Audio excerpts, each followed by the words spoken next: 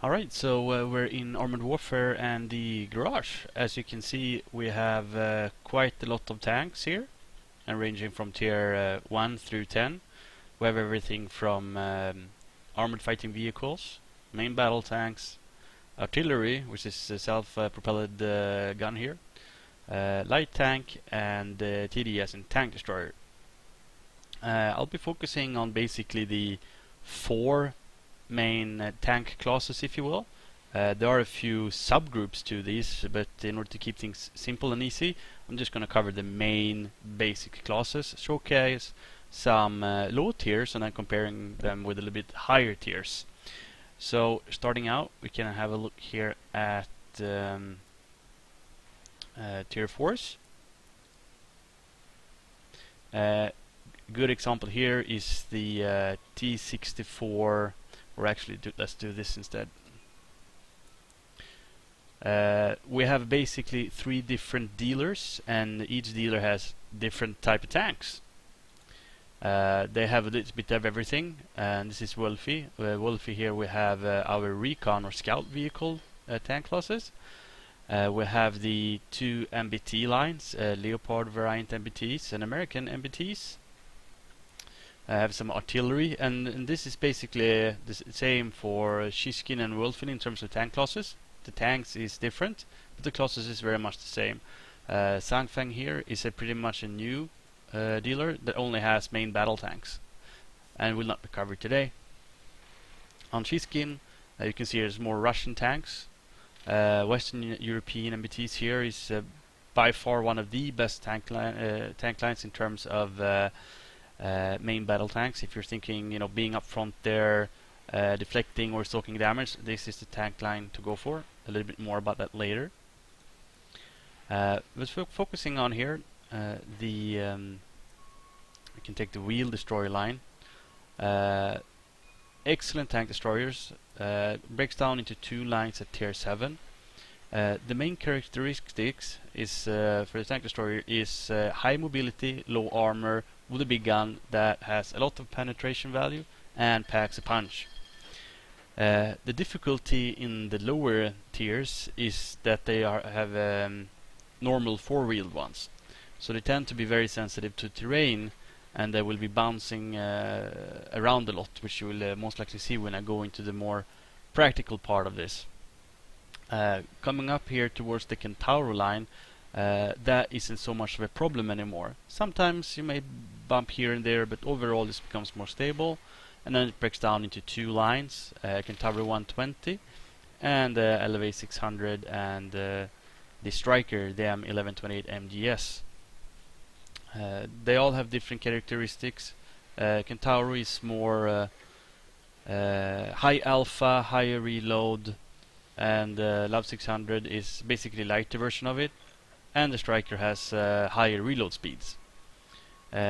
The angle that they can shoot at, in terms of how far they can raise the gun and lower the gun, is a bit lower here than with the Centauro 120. Overall, the Centauro 120 is one of my favorite tank destroyers in game, which you will see a bit later. Looking into the Recon Scout line, we have the XM800T that is tracked, goes into the swing fire, and then we are in more scout vehicles again with the Kit Fox, VBL, and Wiesel. Whenever you see these normal 4-wheeled tanks, they are prone to having difficulties in terms of navigating the terrain. They will spin out, they will bounce over rocks, and so on. And what's characteristical about Armored Warfare's Recon vehicles is that they have excellent view range. Normally they have an autocannon or missiles. The Kit Fox can have both the autocannon and a dual rack missile pod equipped at the same time, so that they can alternate. The Kit Fox, and I don't have it on the screen yet, has a low magazine capacity, which means that you empty the magazine quickly.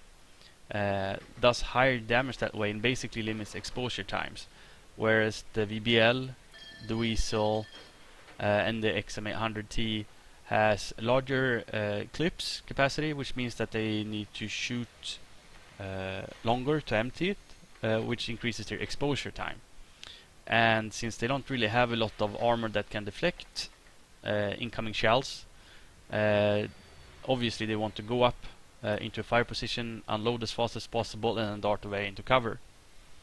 I will showcase how to do this a little bit more later on in this stream.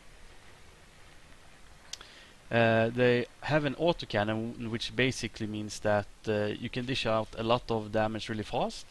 However, you can't really pen things from the front unless you're shooting high explosive rounds up for the enemy tanks, either a driver's hatch or a commander's hatch. You will see that later on as well. They also have a special ability.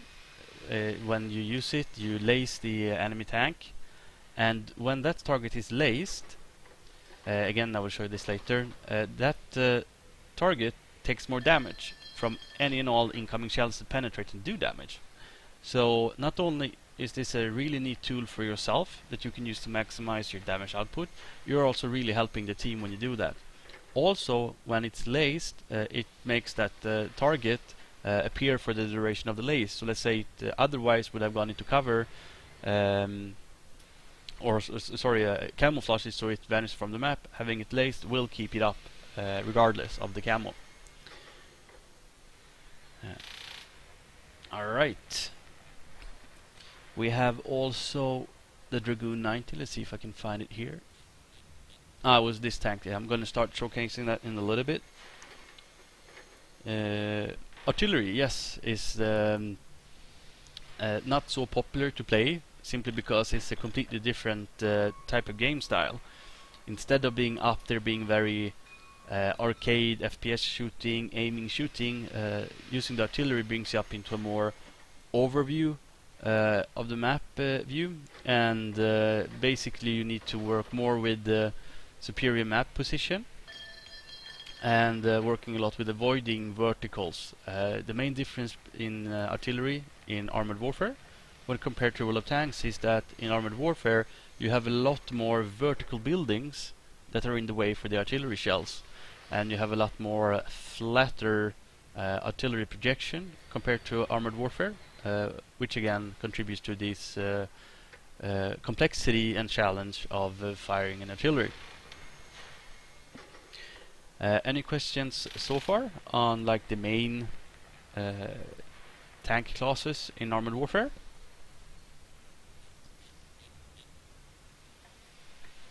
None so far. For me.